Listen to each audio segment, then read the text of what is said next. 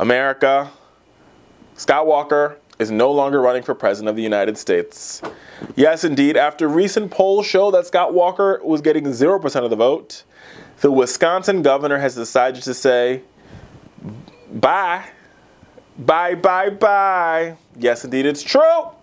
He was considered the favorite not too long ago. In June, he was at the top of the polls. But how quickly he's fallen from grace. And now the question you have to ask yourself is, was Scott Walker really ready for prime time? And the answer to that question is, not so much. I mean, let's think about it for one. Scott Walker was the guy who sort of stumbled into the governor's mansion. He stumbled in.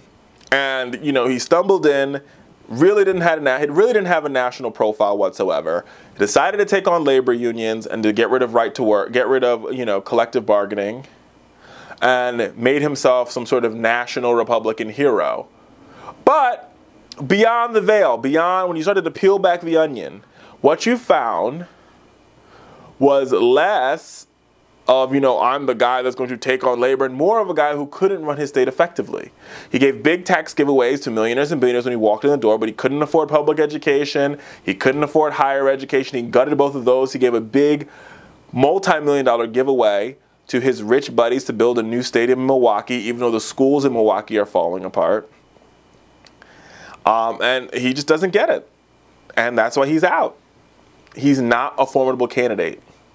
And the funny part about it was in his leaving address, he made this sort of homage to why the Republican Party needs to come together and work on eliminating Donald Trump.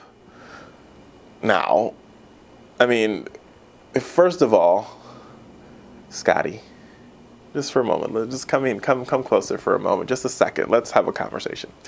Scotty, you have 0% of the vote. Don't be mad. Y'all can't be mad at the Donald because the Donald has found a way to, bring to life a group of disaffected Americans that none of you guys have been able to bring into the party. Now, yeah, some of them are white nationalists, and some of them are white supremacists, and some of them are downright crazy. But one, they're voters. Two, they're Americans. And three, they support Trump overwhelmingly. So maybe you should have thought about your strategy a little bit better. And don't get mad at the Donald for coming up with a better strategy. Not that I like the Donald, I'm just telling you what the facts are.